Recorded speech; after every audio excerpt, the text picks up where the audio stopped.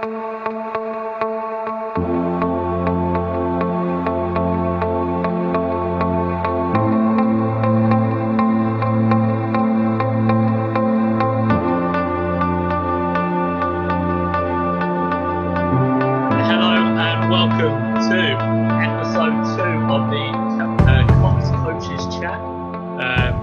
is our second performance conversation. Our first one was with our performance pathway coach, Paul Stanley, and his talk with Tom Derbyshire. If you haven't seen that yet, that is on our YouTube channel. We'll add the link above. Today, we've got a couple of absolutely fantastic guests. You'll be really excited to hear that we have Mr. Andy Guy, who is the father of James Guy. Soon Young up in lane 2. James Guy trying to battle Soon Young up in lane 2. Very close, and it's Guy who gets just ahead of Soon Young. Biedermann of Germany took the bronze. The multiple world champion, Olympic medalist. And we are expecting at some point during this conversation with Andy Guy for James to actually join us. So Andy, it would be lovely at the start if you could just give us a bit of an introduction to yourself, your background in swimming, and how you got involved. Yeah. Hi, everybody. My name's Andy Guy. I am James Guy's father. How I got involved in swimming. In 1999, 2000, up to holiday, and we're conscious James couldn't swim. So we decided to take him to some private lessons in Altrincham in Cheshire, where he proceeded not to listen to the swimming instructor and just kept ducking under the water. That's where he started to swim. I'll always remember it because I remember the instructor saying, "This boy won't make it in swimming because he doesn't listen." And it's something that stayed with us for a long time. And moving on, it's funny we should have this conversation because while COVID-19 is on, I've decided to write a book called 18 Years on Poolside. So I've started the book, and it's interesting, some of the things I'm putting in it, and it's reminded me of a lot of the things we've done. So I've been involved in swimming with James for 18, 19 years. And as a father, probably too involved because I was probably the worst father. And James will tell you that. You know, our relationship is fantastic and it's even stronger today. And I'm sure you'll find out some things while we're on this conversation, and the highs, the lows. But I've been involved with James for about 18, 19 years, and I've had a big involvement, you know, not just with his swimming career, his coaching, his fitness, his nutrition. My background is PE from the forces, so I've got an understanding of it. And I've got an understanding of how hard you have to go to be a top swimmer or a top athlete. So, yeah, a long time with James, and we're still on the journey. And new ventures coming up, exciting times. And I know we're all in lockdown, which is we're going to talk about. But, you know, this gives us a time to reflect and understand where we are. So, yeah, about 19 years working with James and supporting him. And that's the main thing, supporting him. Andy, have you done any swimming yourself in the past? No, I can't swim, which is crazy. I know. I'm not a big swimmer. Obviously, he's got a brother who is a swimmer, a regional swimmer, Luke, who's actually the interim head coach at Crew Flyers. So we are a sporty family. I train regular, but I don't swim. So it's not from a swimming background. It's just something James liked and did okay in. Wonderful. So at the moment, obviously, Cops are a club that have seen a majority of its squads go from planning for kind of British trials, regionals, British summer champs, to suddenly having nothing to aim for. As today, obviously, would have been the first day of Olympic trials. How, as a father, have you coped? So obviously, with the build-up of COVID-19 and all the tweeting and all the information about the Olympics being cancelled and then the trials, we kind of knew it was going to be cancelled. So we prepared ourselves for it. Selfishly, if I'm being honest, and that's what you'll get today, a lot of honesty. For me, the Olympics with James's new coach is probably a little bit early, even though he's swimming his fastest time since 2016. So the Olympic trials, I think he'd have done great in. He'd have made the team, and he'd have been a strong contender. But it's been tough, and it'll be tough for all swimmers, purely because built all year to some big events this summer. And we're not just talking about the Olympics or the Olympic trials, we're talking about the regionals and the nationals and the summer champs. How do you cope with that? It's not easy. Families are very important now for support. But the one thing we've done here, and it's great to have James back, we've got routine. And it's been a privilege for me, because I've been able to go on the calls when he's on with British Swimming and listen to what they're saying. And what they've maintained to say is to hold a fitness of about 70%. And if you can hold 70% through this time, through doing some training, and James probably trains once a day or sometimes twice a day, with no swimming, a lot of aerobic and anaerobic on the bag, a lot of exercise, a lot of stretching, a lot of mobility. If you can get to 65, 70% and hold that, you've done yourself well.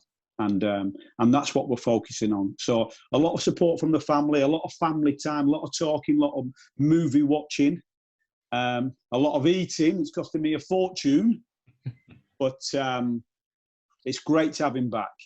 And for all the families out there whose kids are in the same position, and it doesn't matter what level of competition it is, because they've all worked hard to get to this point, it's a time for reflection, recovery, keep the mobility, and maintain the fitness with routine. Just on reflection, is there anything you're doing specifically to help James along in this period of struggle? So, do you know, you're going to laugh when I tell you this, but every other day he does a mobility and Pilates and then a fitness class. And because of our relationship with James, his mum does it with him. Oh, okay. And then when he does the harder sessions, or the sessions on the bag and the medicine ball and the weights and the pull-ups, I go in the garage and do the boxing with him. So he's got somebody with him. And we've got the music going in the background. Don't get me wrong, they're all on Zoom, so he's with the team from Bath. But having somebody with him and just having that support, I think has definitely helped him.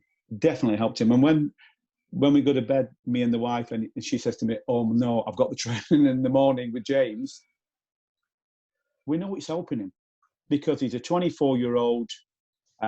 He's vulnerable, like all the swimmers are vulnerable, because this is not going to finish tomorrow. We might not be back in the waters for 6 or 7 weeks yet.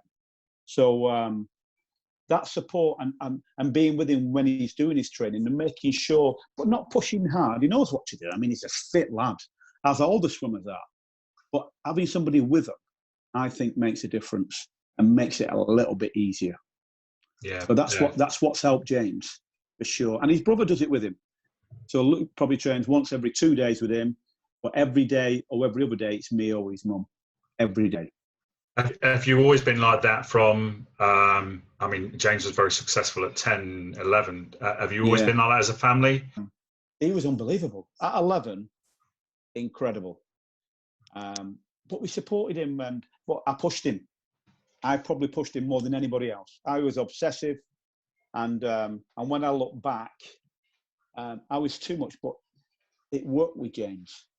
It doesn't always work. And as a chairman of a swimming club now, I'm the chairman at Crew, I see other parents and I think to myself, you know, you've got to have some interjection with them. It's only swimming. Yeah. It's only swimming. And they're going to go on and do, it could be the counties, it could be the regionals, it could be the nationals, it could be whatever. But only 1% are going to make it. And it's only swimming. There's something going to be after swimming. So let them enjoy it. Let them enjoy it and let them enjoy the journey. Because it's a journey, swimming, as you know. It's a journey. Yeah. So we've always done it as a family. And even now, when he goes up to Edinburgh and swims, and he swims in Budapest and does all the European meets, we're in a position where we can go and still watch him. And he wants us to go and watch. You know, it's little stories when he did the 2016 Olympics and he came fourth in the 200 free. He came straight up to us in the crowd, you know, which he shouldn't have done. And he probably got a bollocking off British swimming, but he still came up. And that's the old James. So just to support and being with him. But we've always done it as a family. You've partly answered this, but if we were to speak to James right now, what would he say is the thing that you've done in the past, maybe as a family, as yourself, that's really helped him along? You know, particularly in times of challenge. Yeah, it's not a case of pushing him along, because all the swimmers on the British team at that level, it's in their remit. They know how to do it. They're all doing the trainings. They're all doing the Zoom meetings. They're all keeping fit. They're all connected. For us, it's just making sure he's getting enough food. And it's great he's back with us because we know he's eating right. If he'd have been in Bath on his own, would he have done all the sessions? Yeah, he probably would. Would he have ate properly? Yeah, he probably would have ate properly. But we know we sit down at the table in the evening and we have a meal together. And that's a great family time. That's important, because swimming, the parents have to be supportive, and they have to be positive, even in negative times, because you're going to go through some negative times in swimming. And it doesn't matter what level you're at, you're going to go through some negative times. And the focus for us, and always has been for us, is to focus us on James's journey. And that's what we've done. And we still do that now. You know, and the thing is as well, when he comes home, we don't really mention swimming unless he talks to us about it, because that's his job. If he don't want to talk to us about swimming, we don't mention it at all. It's great advice. When we were 15, 16, it was different. Now, we don't mention it unless he brings it up first, because that's his job. And he's 24. He's a young man. Well, he's a big fella. He loves his mum and dad being with him, and his brother, because it's a journey for the family. And if you're going to regionals, and if you're going to nationals and even counties, the family are involved. And it's knowing that level, that balance of how far to push. And you learn. You know, I've met so many families where they push the kids too hard and they've quit. And it's sad, because when I look back now, some of them swimmers would have been amazing. So yeah, it's just having the right balance with him, spending time at the dinner table, eating well, eating sensibly at this time now, because you can eat a lot. And having some routines. Yeah, absolutely. Obviously, right now in isolation, it's quite difficult. And James, at the stage he's at, I'm sure has a very close relationship with his coach. How much input as a parent did you have with his coaches in the past? So our age group, obviously, Mike from Trafford was great, very, very supportive, and really looked after James. We went to Millfield, and I never interjected with Joel or Ewan. I used to go on a Friday, get a coffee and watch the session. And if they needed to talk, we'd have a talk at the beginning of the year, once a year, and we'd go through the plan for the year. And we did that every year. And we'd have a little bit of a scribble. We'd put some times down which we thought he was going to go. And if there was a problem, they called me. But in the 8 years he was at Millfield, we never had one issue. I never got called to one meeting. So every year, at the beginning of the year, we sat down and they told me the plan. Because what happened at Millfield was a little bit different. I introduced a home program where he worked on his upper body for 8 years. And it wasn't anything involving weights. It was purely all body strength exercises. He did them for Monday to Friday, every week for 8 years. Really? Yeah. Wow. Yeah. Without fail. Never missed them. 8 o'clock. Was that outside his standard program, Andy? Yeah, that was outside his standard program. Okay. Yeah, and it's all we wanted to do was to improve him, where he could use his strength and interject it with his speed, and he got so strong up. And I actually think we're seeing the benefits of that in his fly. Okay. Yeah. So, and he still does them. You know, he comes home and he's training away. And if Luke does a bit of a home program, James just joins in with him. No problem. But it's no weights, all body strength. Brilliant. Yeah. What I'm hearing, amazing parent support, great family unit, prepared to look at any additions or extras that you can give James for his support, and essentially allowing the coaches to drive the program well. Absolutely. Coaches are key. Do you have any advice to offer parents right now in this current situation of children that are going to be disappointed and missing out on their summer competitions that they've been building to all season? Have you got any particular advice on that side, Andy? Do you know, this is really tough because, as everybody keeps saying, it's unprecedented. We never ever expected this. And it's funny because I've been talking to a colleague in Malta. In Malta, they're not allowed to go more than 100 metres away from the home. They can go to a service shop, a service station, or 100 metres exercise. So we're a little bit fortunate. All I would say, if they can, when they do that exercise, is to go outside. While the weather's like it is, go and have a walk, go and have a jog.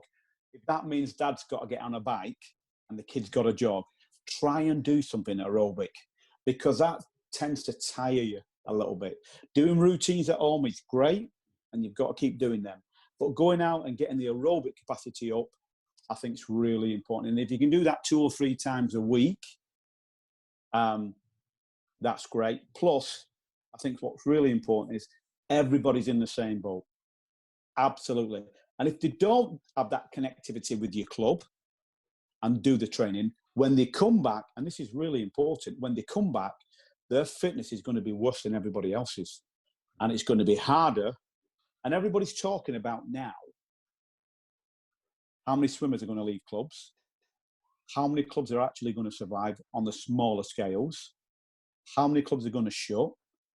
Some coaches in the smaller clubs who haven't been with them 2 years can't get any salaries. So for me, this is about simple routine, doing some kind of training, involving mum and dad if you can. If you're not old enough to go for a run, make sure you go with mum and dad, but doing something and sticking to it, because it's going to be another 6-7 weeks.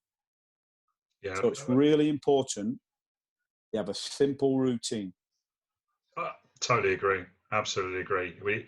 The first week of isolation, I mean, everybody's chucking everything at you. Yeah. This, that, and anything, and simplicity and consistency is all we're really looking for. It's a great opportunity for families to have fun together, isn't it? Absolutely. Watch some movies. Just spend some quality time, because it's never probably going to happen again. No. Spend some quality time. Have a bit of a lie-in. You don't have to rush and do everything in the morning. You can drag it out during the course of the day. Get your recovery in, because once it comes back, everybody's going to be rushing to do everything. And one of the final things I want to say on this topic, lots of people are putting out loads of different routines. Pick one person and stick to that. And if that's your club, stick to what your club are doing. Don't go on this site. Don't go and do this. Don't go and follow this. Stick to what you're doing with one person, and then it'll work. Yeah. Consistency. Absolutely key. Totally key. Andy, obviously, as a father, watching your sons go through the sport, you must have witnessed plenty of highlights. Are there any key standout ones for you? Yeah. So fortunate, I've been all over the world. Russia, when he won the Worlds. But probably the highlight for me was when he raced Phelps in the 4x2. And I took a photograph, and I'm going to show it you, of the end of the race, where he's hugging Phelps. And for me, as he was growing up as a kid, to have Michael Phelps on his wall and then to finally race him, even I got hair, and I haven't got any hairs on my head. Even I got hairs on the back of my neck standing up. So for me, it was probably that. And they got the silver in the Olympics. They're a young team, and the thing about British swimming, the lads are a young team. They're going to go to next year's Olympics, and they're going to surprise a lot of people. So for me, that question was racing Phelps, not winning the Worlds, because this is going to sound a little bit cocky, and I'm not cocky. I always knew he was going to win the Worlds because of what he was so driven and not talented. His work ethic is incredible, and it hasn't changed. Just out of interest, Andy, is that your faith or your perception or just what you've seen from other athletes compared to what James offers? Do you know, I go down and I used to watch him at Millfield, and they do a set 10-200s, and I'll never forget it.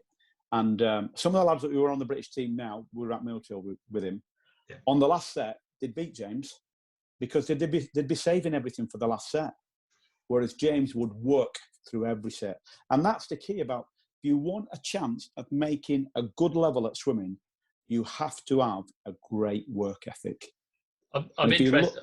Sorry, Andy. Right. I'm interested on that work ethic part. Do you feel that was something he was born with, or is it something he's got from you, from his mum? Is that environment or is that nature? I think, you know something, that's a really good question.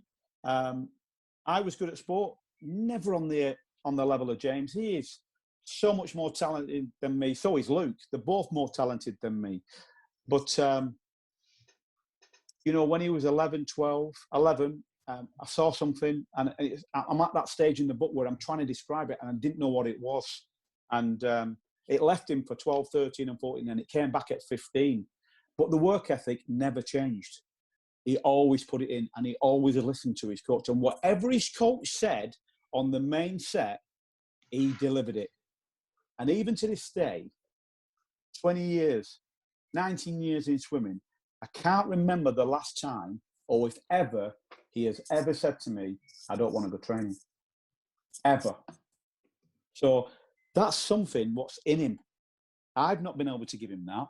That's something what's inside of him. And when he gets on the blocks, it's funny, isn't it? He gets on the blocks in the relays. If he could swim his relay races in his individuals, he'd be 5 times Olympic champion. Something changes. And that's what we're trying to work on. So it's all about the work ethic. It's so, so important. At any level of swimming, county, regional or national or club, doesn't matter. If that kid's got that work ethic, they've got a chance. It's not about being talented. I think it's difficult to find talented swimmers. I think if you look at all the British lads, and I'm talking about lads because I know them all, they are grafters, all of them. And that's what you need.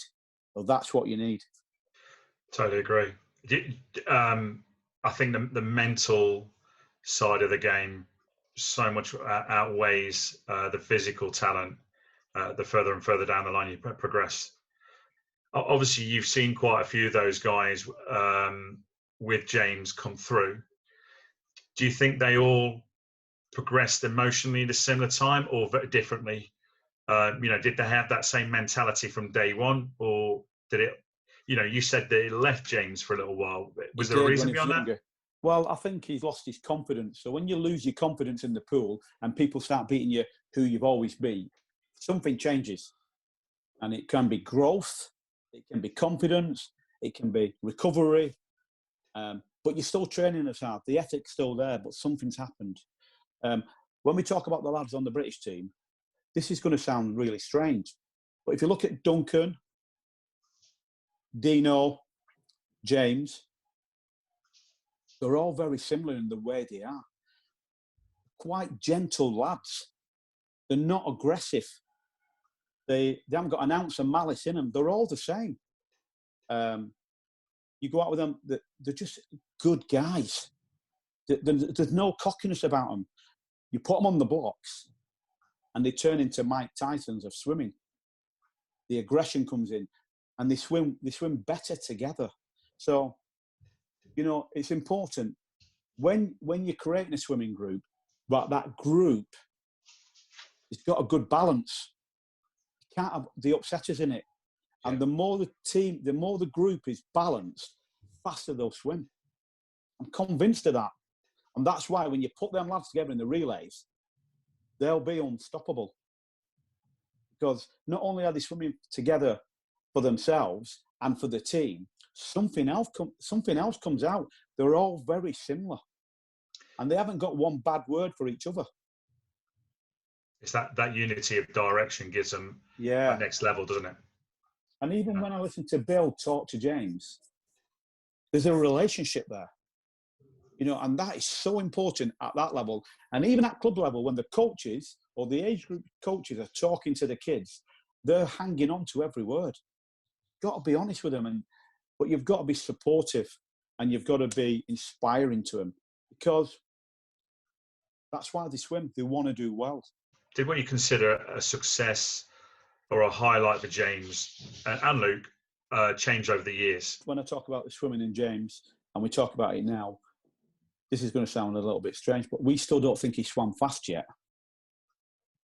You know, he's still learning how to swim. Right. I know he's a world champion and he's got loads of medals, but he's still learning how to swim fast. He doesn't know how to swim fast yet. And when he does, and he will, he's going to be he'll go 143 low. I know he will. And he'll go sub 50 on the 100 fly. But it's all about patience. It's all about balance. It's all about timing. And it's all about feeling great on the blocks and having that confidence. And you're right in what you're saying.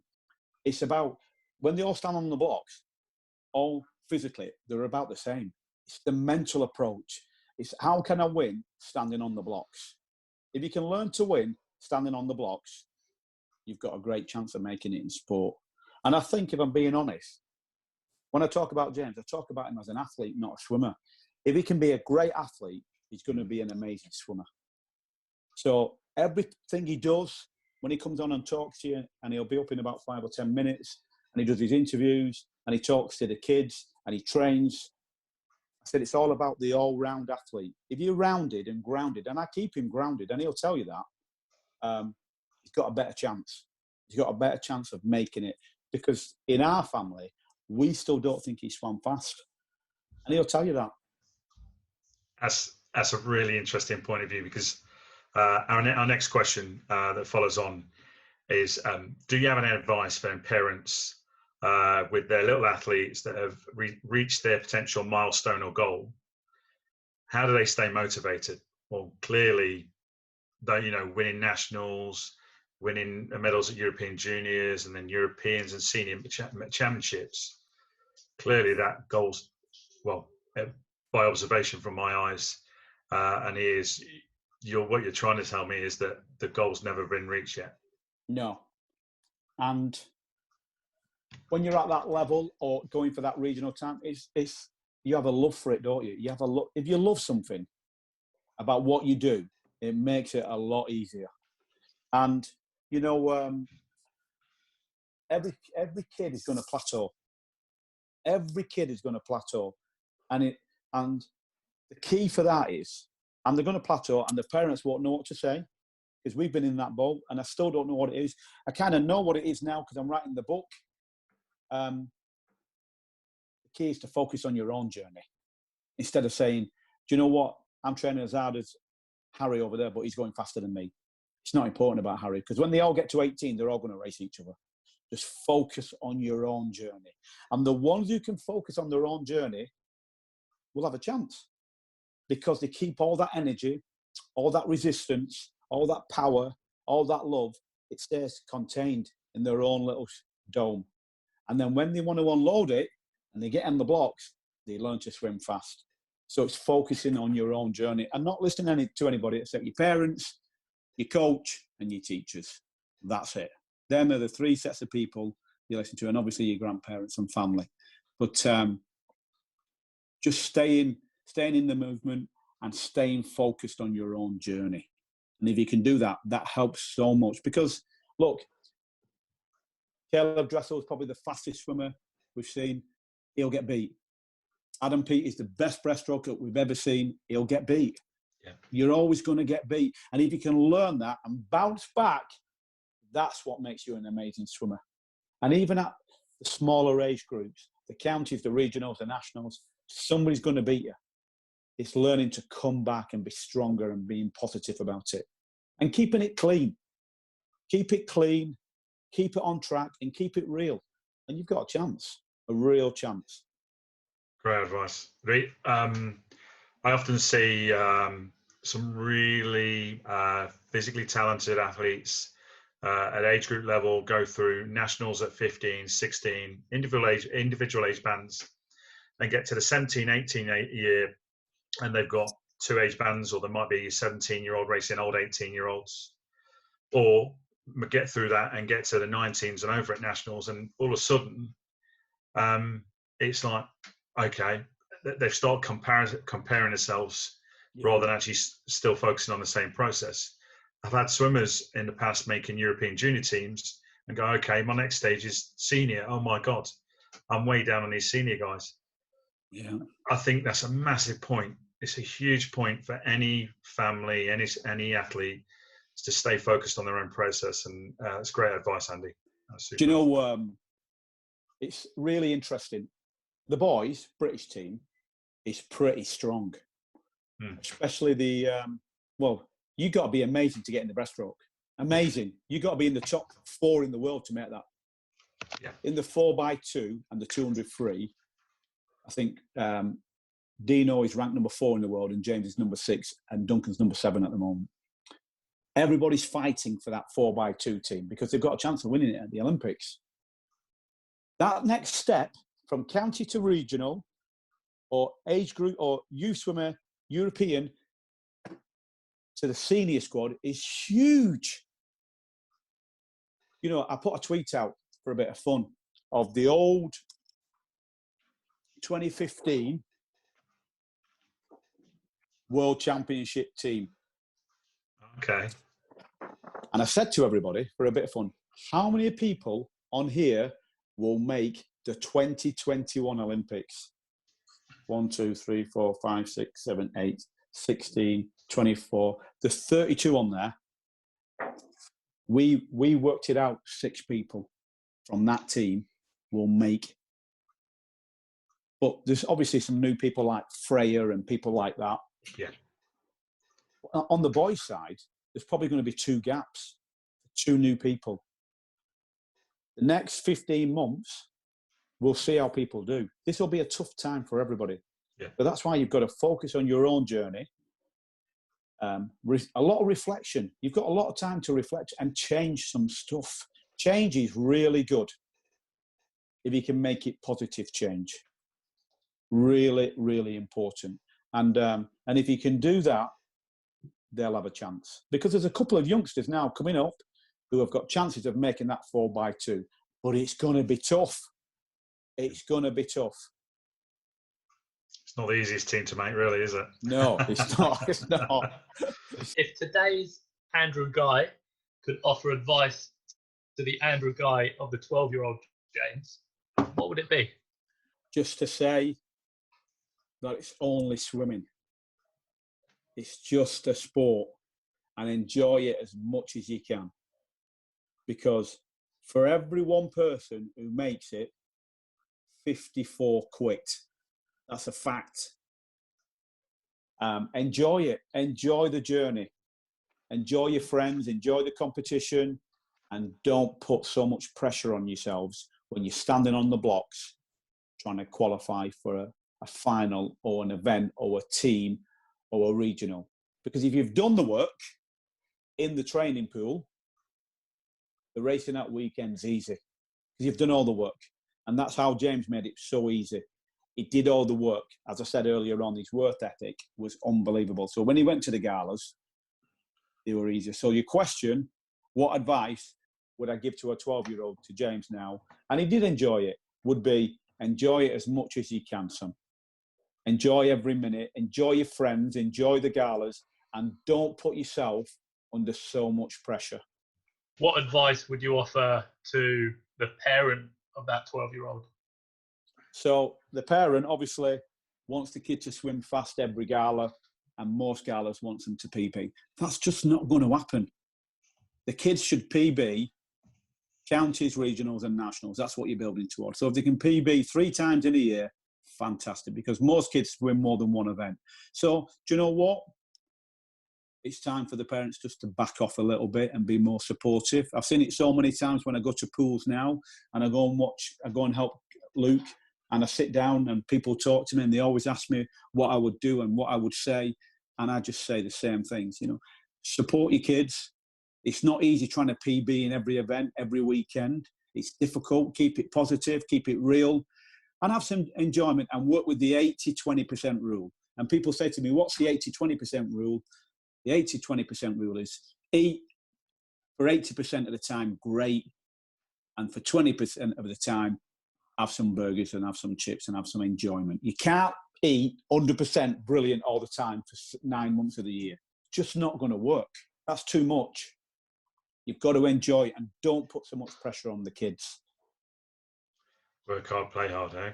Yeah, you've got to be able to play hard. I'm really interested in. Sorry, drifting off a little bit. The parent dynamic with the athlete. Yeah. I remember going to Paralympic Games 2012. Obviously, home games. We had an athlete at the home games, Harriet Lee. She won a bronze medal in 100 breaststroke. And I remember being in the spectator area with the parents, and her mother was absolutely petrified. She couldn't stand be in the balcony. She didn't want Harriet to see her face. Mm. You've been to Olympics, World Championships, numerous senior games championships with James. Yeah. How have you managed to keep yourself calm? How do you manage yourself at the big meets that James doesn't get the signals? Obviously these days he could probably see signals and go, but when he was going through that process and you guys were, going up that ladder, how as parents did you manage to control that, cope with that? Do you know, we might have shown resilience and professionalism, but we were nervous. We went to Edinburgh this year, the international meet, and we had some times in our heads, and I knew what times James had in his head, but we never discussed it unless James asked us. And in our head, I wanted him to go 51 points for the 100 fly, and he did. And we wanted him to go 46 mid, 200 free, and he did it. And it's understanding how far you can push or how much you can relate to each other at any level, because the parents what push the most make the biggest mistakes, for sure. Because the kids are going to be under pressure, they know what they've got to do, and they've got to go and try and deliver it.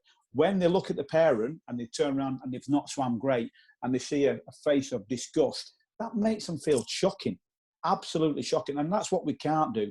That's not how you build a great athlete.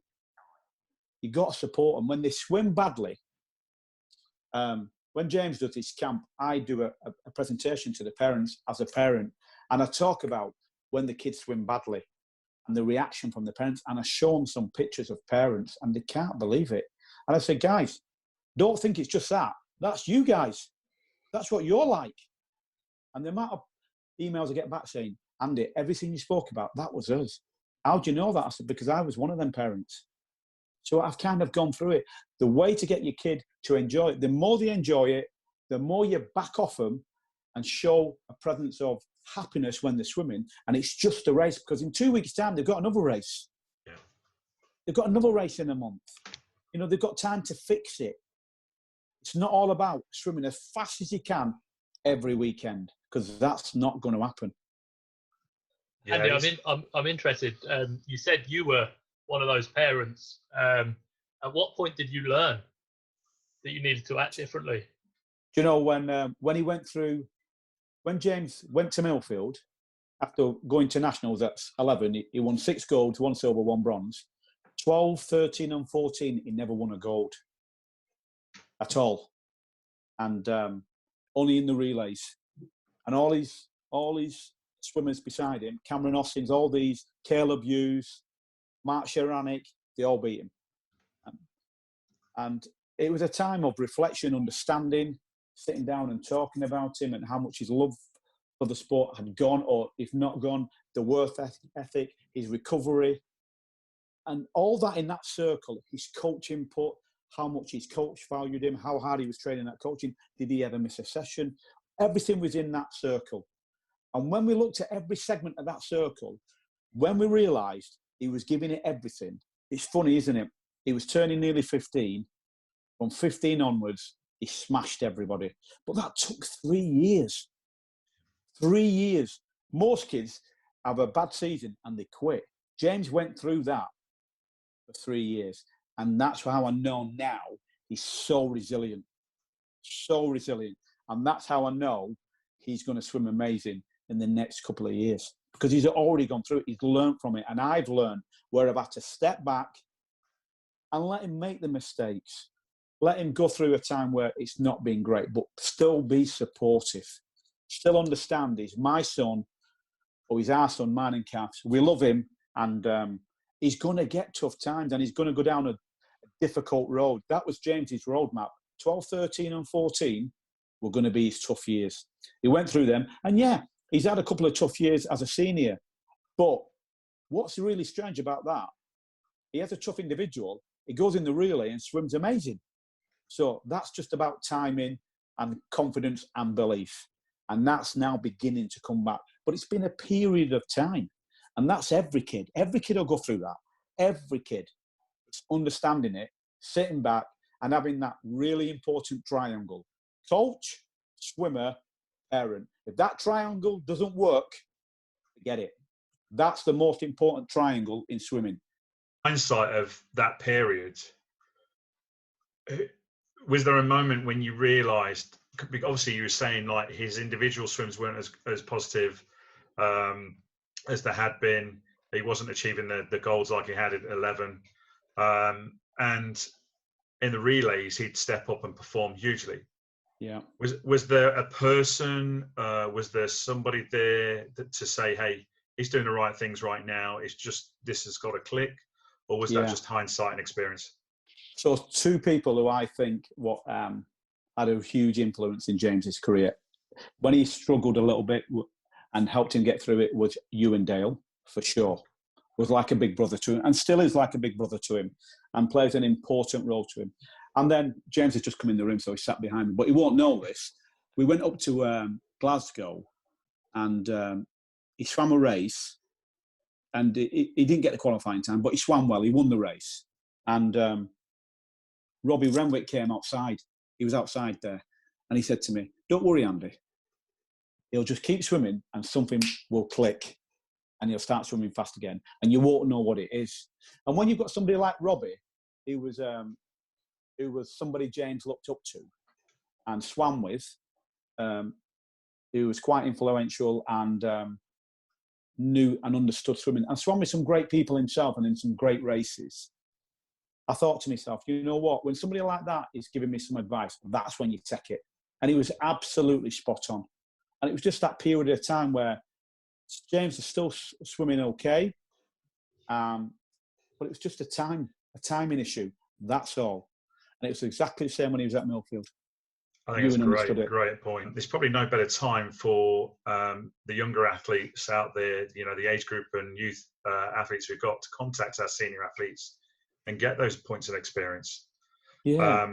And, you know, for somebody like Robbie Rennick to, you know, have that comment with you, obviously made that positive impact to continue and move forward. So, you know, and we didn't have to, he said, Andy, you don't have to change anything. He'll just carry on doing the same things. And the next thing, he'll swim fast. And 2017 was a perfect example. I think the Worlds where he went 1:45.1 in the semis, and he backed off.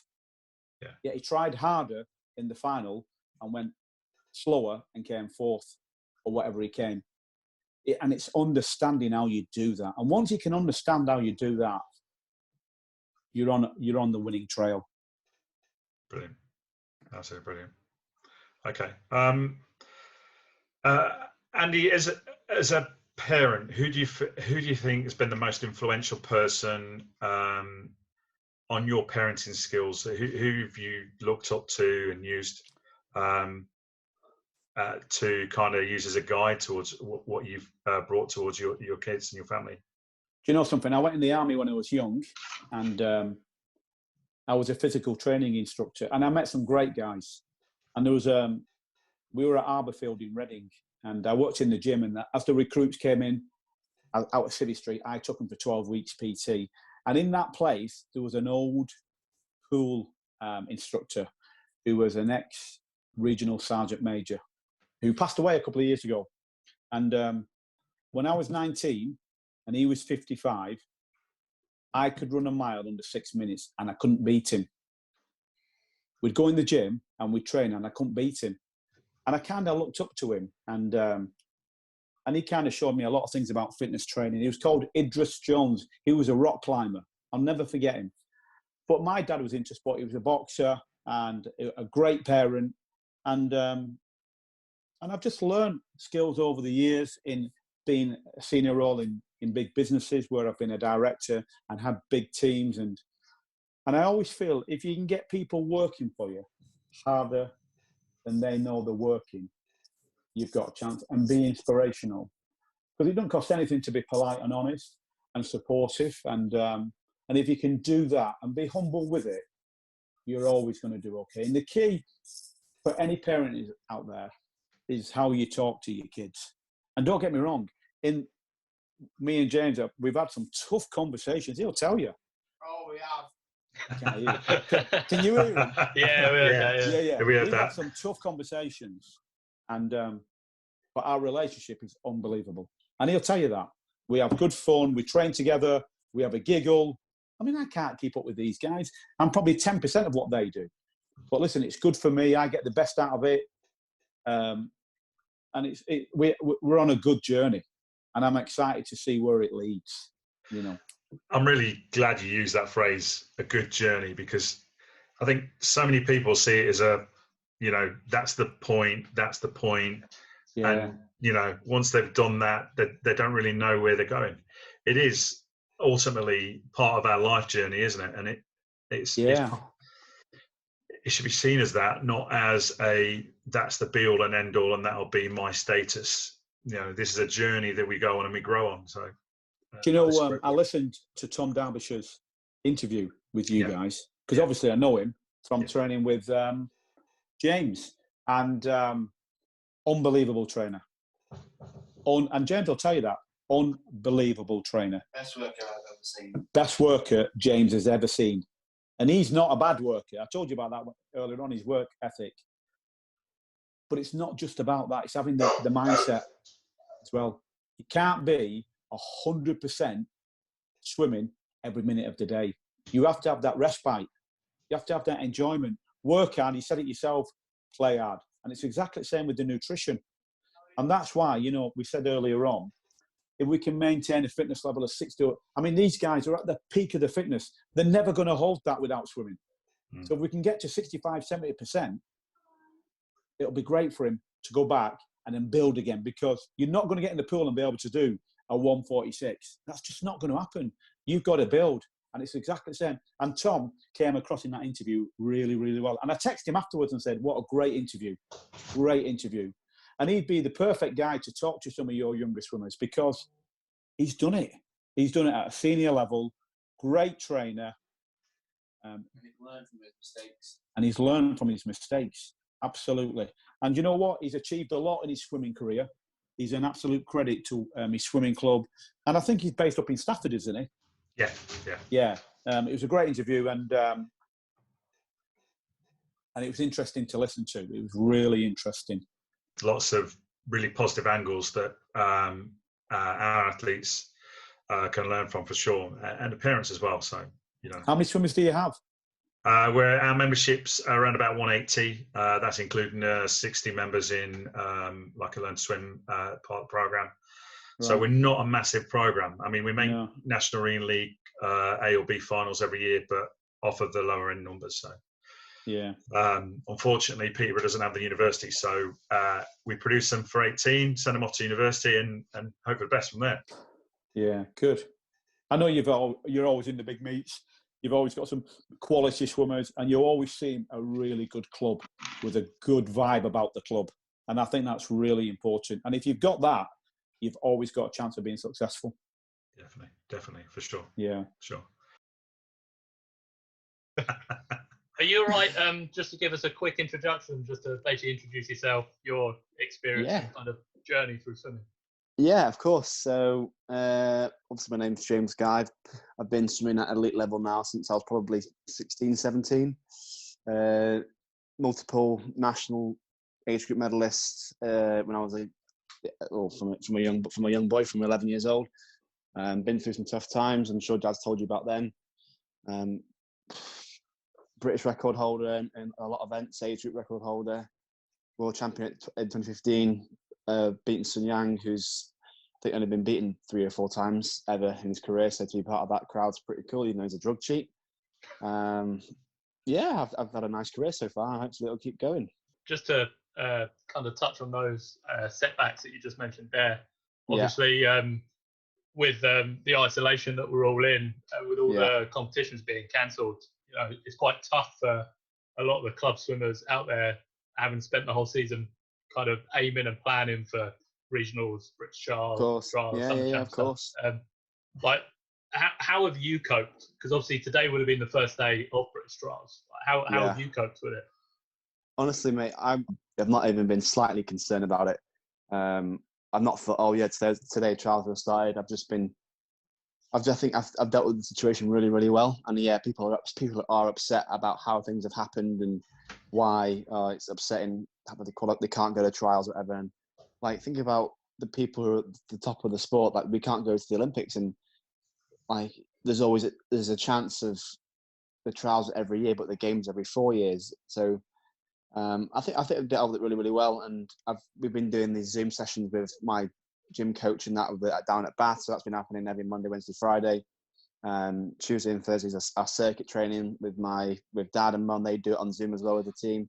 But it's just getting into a routine. I've not really overthought things. I know Tom Dean, bless him, is a good up and coming star. He was really upset at the trials with what happened, and he was like, "Mate, my head's gone." I said, "Pal, we're all in the same boat." I said, "My head's gone. Pete's head's gone. Guys, Kyle Chalmers, everyone's upset. Everyone's in the exact same position." And the guys that deal with it the best, who keep training, keep going, keep things ticking over, keep strong, will come through out it stronger. And that's the way you got to look at it. Rather than sat on your backside all day doing nothing and thinking, moping around, be productive and think, hang on a minute, I've got loads of gains that I've already made from the pool and the gym. Let's try and keep things ticking over and think outside the box a bit more. And I think that's one thing that Dad's made me do, especially being here, is just kind of stick to a routine, keep training, keep fit, and just deal with it. Like, there's nothing you can do about it. Just everyone's in the same position. There's a world pandemic going on. People are dying, and it's how you deal with it the best, I think, is really, really important. That's great perspective, James. That's such a good perspective. Ultimately, the pandemic matters so much more than where we're at right now. Of course. We've had 700 deaths today. I mean, it's come down, which is quite nice, but people are dying from this world pandemic. I think there's a lot more important things right now than the British trials. You know what I mean? That's how I look at it. And I've just been at home. I've been playing with my brother on Xbox, and it's just been nice just to be around my family and be babied, because I've not been home since I was 20. And Mum's doing my washing, my cleaning, and it's nice to be like I was when I was a kid again. And I've not been home for so long, and that's happened where I'd sit down at Bath, I cook on my own, I clean, I do all this stuff, and to be looked after by Mum again, it's really, really nice, and to be around my family, because I haven't done it for so long. And it's a good chance. I was chatting to my psychologist, Tom Bates, and he was saying, like, there's so many things you got to be grateful for. Like, this is actually, this is a sign for us to spend time with loved ones, because when everything goes back to normal, like when I was seeing the girlfriend, I would be down there, I'd be down at hers, she'd come to mine, I would see Mum and Dad once every 4 weeks. Where now I've been here for 4 weeks and I've lived here every single day. I've loved it, absolutely loved it. So these are the things you got to think about, like that these are more important than swimming, and that's how I've thought about things. It's great to hear that kind of gratitude and reflection rather than resentment or disgruntlement. But with Dad, we've spoken about 3 topics: setbacks, your highlights, and then relationships. We asked your Dad about a few things. Do you remember anything that your dad's done in the past that's really helped you through age group, through a youth period, through transition into senior? Is there anything specifically you remember that he did as a parent to really help you out? I mean, when I was really, really young, probably 9 or 10, he was probably the keenest parent you've ever met in your life. Like, the parents you don't want to deal with, he was that person.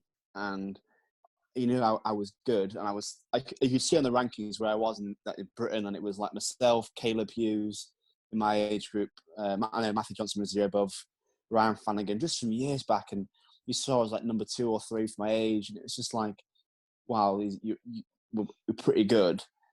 And then I remember one meet in Manchester, he was like, literally had like a pen, stopwatch, notepad, like that keen parent, that was him.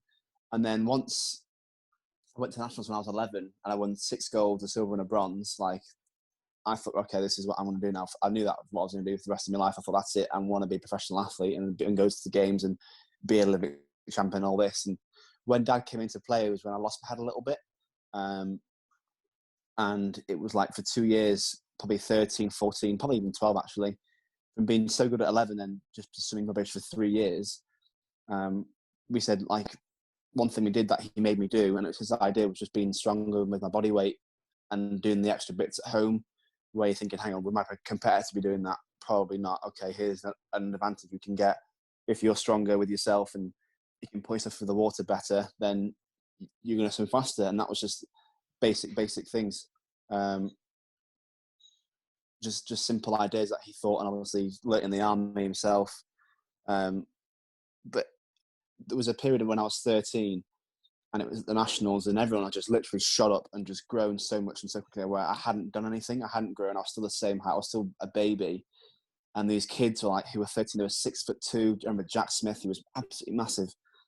And I was absolutely nowhere. I couldn't make a final from being so good at 11 to doing nothing. I was like, oh, what do I do? Just keep going. And when you grow, and when you get older and you grow, you'll beat them all. So if you can keep with them now, imagine what you're like when you get older. And he was right. I kept going. And within 2 years, I was battering everyone. And I was way ahead of everybody else in my age group. And I remember it might have been, I don't know, a few events. I think it was the 16-year-old. Well, my 400 when I was 16, I think I went 351. It's a British record. And no one's been near it since. And I just think, like, the way he was so right back in the day. He said, just keep going and just keep doing what we do. Keep doing the bits at home. Keep to a strict plan with your diet. Have a treat now and again. And it worked. And his advice got me to become world champion. And that's it. What he said, and even though he was keen, things we did at home, and it was his idea, it worked. And credit to him, really. Brilliant. Pete asked a great question earlier about nature and nurture, and whether that mindset, whether that was there with you from the start, or whether that's something you think that was grown and part of your environment.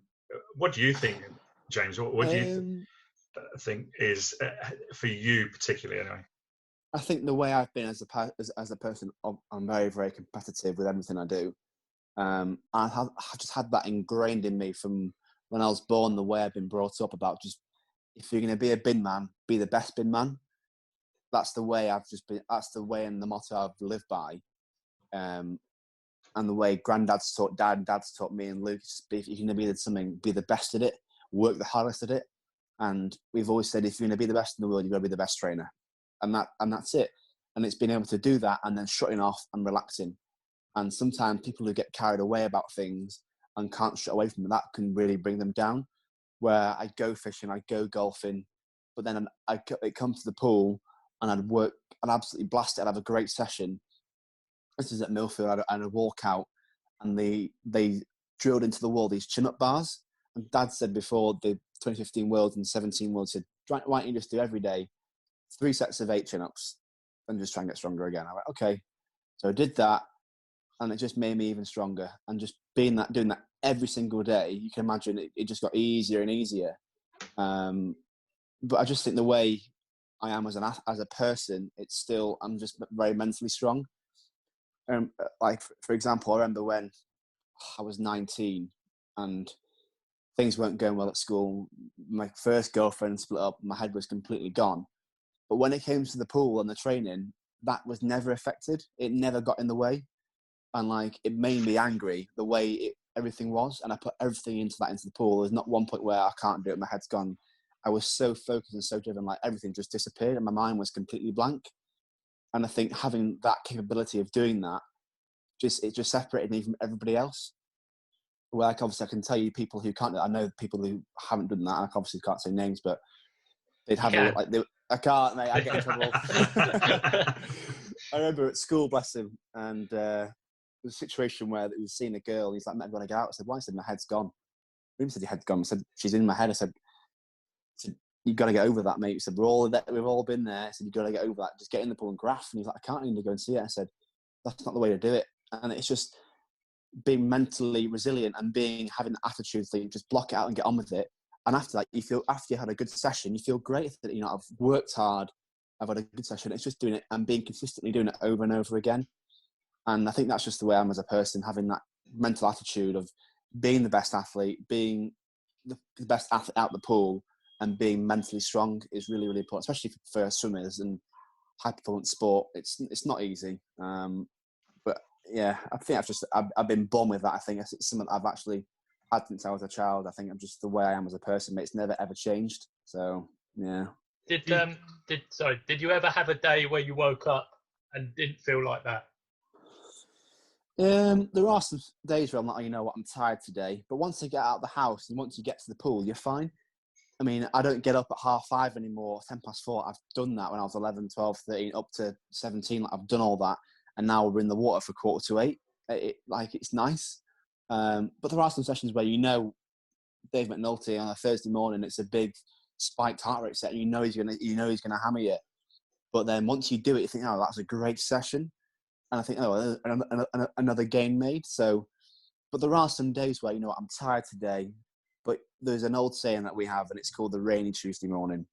And when you get up and think it's raining outside, it's dark, it's cold, those are the days that make a difference, especially when it's at club level and you think, it's just these little simple ideas where our psychologist told us that it's called rainy Tuesday morning, where everyone's tired, you're all hurting, you're sore, it's just getting on with it. That's it. Just do it. Once it's done, go home and relax. But that's your job. And if you want to be a better athlete, these are the things you have to decide you want to do. Otherwise, there's no point in doing it. And it's really, really simple. If you want to be a good athlete or whatever it is, you've got to put in the work. Otherwise, you're not going to get anywhere. And I've learned from that. Brilliant. James, move on to your highlights. What do you consider your biggest achievement is today? Biggest achievement? It's got to be winning the world, isn't it? A few years back. Because it was just so unexpected of me to do that, and I never thought I would do that. My goal was to make the final, and that was my whole plan: medal in the 400 and make the final. That was it. And I never thought we'd win the 4x2 either. So to do that and get 3 medals and to become an individual world champion at 19, and I don't think the world realised. It's like, hold on, what's just happened? Like, obviously beating Lochte, and that field was stacked. It was like Chad Leclos, really good friend of mine. Ryan Lochte, hero, absolute hero. Watched him my whole life, and to race him was just amazing. Obviously, Sun Yang, Cameron McAvoy, Paul Biederman, the world record holder. It was amazing to do that, and to win that was just unbelievable. The next thing was in Budapest, was when I had the 2 days, the two events back to back, and it was the 100 fly semi. When I went 50.6, never thought I'd do that. And it was the 200 free 4x2, and to go 1:43.8. I remember we won the race. I came out, walked around, and Sharon Davis told us our splits. And I remember, I think Nick Granger and Stephen Milne, they were like 1:46.1, 1:46.0. Duncan, you were 1:44. Jimmy, you were 1:43. I went, what? Said, you turned in 49 at 70 feet. I went, you're joking. I went, I don't believe you. And they said, it's here. I went, oh my God. Couldn't believe it. It was a feeling I couldn't describe, and it was great. I want to touch on the point there. I'm quite intrigued because you said, obviously, your highlight was becoming world champion. You didn't expect it. We asked your dad the same question, and he said that wasn't a highlight of his because he did expect it and he saw it coming. From like kind of quite far out. Did you know that he was thinking that? No. I think he knew one day that I could do that, and I think looking back now, he has said that a few times. So one day you will do it. And I'll tell you a story actually. I remember when I'll go back to the ex-girlfriend, when me and my first girlfriend broke up, and I was crying and upset. I remember looking on my phone, and I wrote down in October 2014. I found it on my phone a few days ago on notes, and it said, "I'm going to be a world champion next year for my granddad Guy and my mum's mum." And I did it, and I couldn't believe it. And I thought, oh my God, this is like, it was meant to be. So, but no, I never thought Dad would say that. I never thought he did. But looking back, he had said that in the past where he did think, you know what, one day you will do that. So Dad just being Dad, I suppose. After that World Championships, Yeah. and obviously in the process you're in right now, how do you stay motivated? What's getting you going in the morning? What gets you going every day when you walk into the pool? It's just being like, it's just having a new mindset, and obviously moving coach from Joel Fink, who I was with for almost 10 years, to Dave McNulty. It's a new energy, and I think the work I've been doing is like the work I used to do when I was younger, just big old threshold sets, the big heart rate sets, and it's just confidence building, and like I'm so much happier than I used to be because it was just, I wanted a new environment, and I have that, and I'm working hard every day with Tom Dean. We're great training partners. We push each other every single day. But it's just been the best in the world. And obviously, it's the Olympic year, and this is the chance to prove everyone right. And looking back to Rio, the Olympics, everyone steps up. Everyone Olympic year, everyone goes up another level. And that's one thing I didn't realise that happens. Because I remember just looking back and just everyone stepped up so much, and I haven't done that. And that's one thing I wanted to make sure. It's the Olympic year, so you do everything right, but just a little bit better. And we call it down at Bath the Olympic shift. And it's just being better with your diet, your training, you're just being honest with yourself. And that's all it is, just being more specific with what you're doing and have more intent with what you're doing. So, yeah, that's what my motivation was. And to be, obviously, get on that podium again and fight for medals at the Games. That's good. So I like that concept of that Olympic shift. Is that something that mentally you're prepared to go to again for obviously 2021 is now going to be the new Olympic cycle, got another year now. Yeah. Once we're out of isolation, do you think mentally you're ready to go? Yeah, I think so. I think once we get back into it, mate, I'll just keep doing what I'm doing.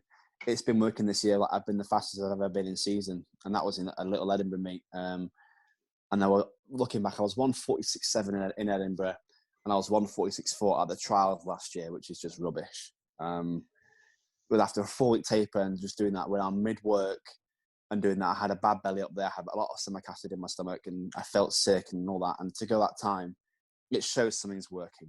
And I'll just keep doing what I'm doing. My diet's completely changed. Like this time last year, I was sat at something like 92 kilograms. I'm sat at 88 at the minute. I was 86 all year. Just being so honest and so strict with myself. And these little things, I think, take a little toll. But I'll just keep doing what I'm doing before the lockdown. And that's just being honest with myself, keep working hard, stick to my diet plan. And it's been working because Dave's going to give me the work. He goes, you need to build the engine up. And you've got the speed, you've got the front end. But people say to me, you're going out too hard. It's not you're going out too hard, you can't finish. And it's just doing more engine work. And I just think what I've been doing, I'll just carry on because it's working now. And I'm happy and I'm confident in what I'm doing. So if it works, don't change it. If it doesn't, need to fix it. And right now, nothing needs fixing. Awesome. Just going on to parent-coach swimmer relationships. And memories or moments with your dad. Is there times when you felt he's been too involved or wished he'd been more involved? There are some points where he was too involved, and I told him that. I'll be honest with you. I said to him last year, I said to him, Dad, he said, you're being too much now. And Luke was the same. I said to him, I know you love me. I know you want the best for me, but I can do this on my own. I said, just let me do what I need to do. I know what I'm doing. And he went, that's fine, son. I said, no problem at all. And since then, our relationship just been like that. It got better and better. Because all it was talking about was just swimming. And I come home and I'm like, I don't want to talk about it. It's my job. I don't come home and talk about sales and, you know what I mean? Like, that's your job. This is my job. And I said to both of them, don't bring it up anymore. I said, let me just do it. I can do it for myself. And he went, that's fine. I said, I love you more than anything in the world. Just let me do it. And then since then, it just went like, it got better and better. It just gone. So there are some times, but if something's not right, you're going to say something. I'm not going to hold back and not say it because we're honest with each other. Like, he's had some very honest conversations with me that I'm not going to like, and it upsets me, but he just wants the best for me, and I get that. But no, there are some times where he's been too much, and you just got to tell him. And he said, okay. And there was one time that last year I did tell him, and he listened to me, and he said, okay, so that's absolutely fine. And perfect, done. Conversation over. Do you feel like you're an honest enough family that you can have that conversation and it be listened to? Yeah, of course. I mean, I told Mum about it. She went, James, just say something to him. I went, okay. So I called him up to Dad. I feel like you're just being too much at the minute, and it's just, you're being too harsh on me. I said, just back off a little bit, please. I want you to be my dad, not my swim coach. He went, no problem. Son, I'm sorry if I've been too much on you. And since then, it just went like a rocket up. So sometimes, rather, like they say with mental health issues, just say something and speak up, because people will listen, and they'll take action and look what's happened and say we're happier than ever. So we're a type of family where we can be very honest with each other. I mean, very honest. Trust me. But we have a laugh at the same time, and that's the most important thing. Just enjoying it as well. But no, mate, we're great. We're absolutely brilliant. Brilliant. Yeah, it's massive. Having that honesty with each other and that relationship matters. Yeah, of course. And it's just being realistic, mate. Like, I've seen some parents, the way they act with their children, it's like, what are you doing? Like, they think their kids are going to be the next Michael Phelps, and that's a great attitude. But you can just see, like, they're so pushy, and it's just not going to work. And when they hit to 15, 16, and they meet people and they go out, they're going to quit. And if you push them too early, they're going to break. I've seen it so many times before where they love it, and they're like, oh yeah, he's won nationals at 13, and it's great. But looking back now, like, one thing I've realised, looking back, winning medals at 11 and 12, it's great at the time. But no one cares, because an 11-year-old is not going to win the Olympic Games. And they think at the time it's important, and it is important for your health and your sport and you kind of having a goal. But long term, it doesn't really mean anything. Like, Petey didn't start swimming nationals till he was 15, 16. And I was lucky enough to be doing it when I was young. But if you're just looking back, just the 13-year-old national age groups, yeah, they won whatever, but it doesn't matter, because it's so irrelevant looking back. Like, no one cared at all, and everyone forgot about it. It's done. Like, that's how I've looked at it now, especially back in the age group series when I was younger. Just took it so seriously, and I think, why did we do that? Obviously, at the time it was really, really important, but right now, look, I'm 24. It was 10 years ago. I'm thinking, what were we doing? So it's just for some parents out there who I know they're pushy with their kids, but they're just kids, and that's all. And when I have my own kid at one, hopefully, that's one thing I've learned, just to let them be. And if they want to do it, they'll do it. And if they want to do it, I'll push them. If they want to quit, they can quit. And I don't want to be that parent that's keen and wanting them to be like, no, you're doing it. There's no option here. It's your life and it's your choice. And I think that's one thing that's really important that some parents do not understand at all. It's a really rational view to say it's just a sport. You Yeah. know, you want to be the best in your sport, but it's just a sport. We've got some great parents. But one of the mistakes I see on a regular basis is parents being really good before the big meets, and then if the result of the meet isn't as positive as we'd like, they jump straight on the bandwagon, they jump straight on the athlete, or jump straight on the coach. And I think that rational understanding that actually sometimes it's just not your time, sometimes it's growth. Yeah. You know. Yeah. I mean, I didn't PB for 3 years. Like 11 to 14, I wanted to quit, but we just keep going. It's just one of them things. It doesn't matter, and these kids are so young, and like the parents, they want them to move clubs. They think they're going to be the next Michael Phelps. It's not going to happen. I think they're going to be the next big thing. And bless them, I know I'm going to be honest, but some of the kids that are just making counties, it's just not going to work. You've got to be realistic and think, you know what? I said, I love it, but I'm not that good at it. And it's the same with me at fishing. When I do these matches with these guys who are professional anglers, I've got all the gear, but I haven't got a clue what I'm doing. And they batter me. And it's the exact same thing. I think you either have it or you don't. And it gets to a point where I had a chat with Dave, my coach, and we had to sit down. We had a ruler, and we said, let me explain it to you.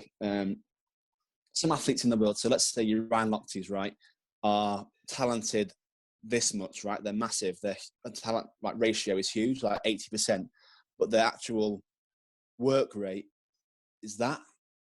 So they're actually more talented than the working. Well, like myself, I'm kind of 50-50, where Tom Darvisher, bless him, we've had this discussion. He was more 80% work, 20% of talent. And at some point, it is an important part to play where if you don't have any, it's, for me, I think it was my grandma always says it was a gift from God. And I think she's right, because none of my family are swimmers, never have been. So I don't know why I've kind of gone for it, but yeah, it's weird, mate. It's very weird.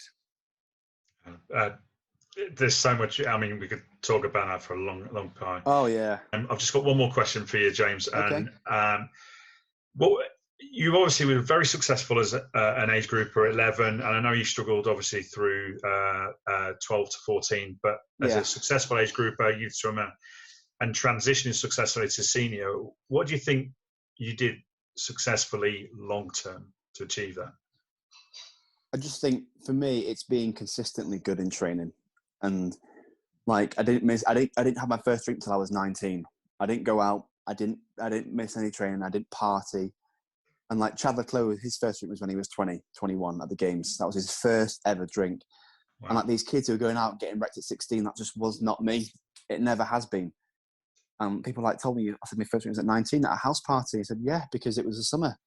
And then I went on a photo shoot after the world champs with Speedo, and we got hammered there because the world champs were done. And now I could let loose. There's plenty of time to party. There's plenty of time to drink. There's plenty of time to have fun with the girlfriends and boyfriends. There's only a short amount of time where you can be a professional athlete. But it's being consistently good every single day, because that's what pays off. And I think for so long now, I'm a good worker. I know I work hard. But it's everything around that. It's having a routine that works for you. So, but yeah, Brilliant. I think the main thing for me, Pat, is just being a consistently good worker, and that's it. You either have that in you or you don't. And if you can't do it, then it's not for you, and that's fine. Everyone's different. So, great message to finish on. Like I've seen Petey train, and he absolutely hammers it down. It's great to watch because we're good friends as well. And we had a medley camp back in November, and we were doing some hundreds threshold. He had his fins and paddles on. I had nothing on. And if you beat him, you don't like it. You don't like it. But it's good that it's just, if you're not going to work hard, you're not going to get anywhere. And you've got to work hard every single day. You never have a bad day. And that's one thing I learned from my Milford days. Never have a bad day, and have goals. And that's it. It's not rocket science. It's not overcomplicated. It's very, very simple stuff. Keep things simple. And it's just being able to work hard, and that's it. Great message.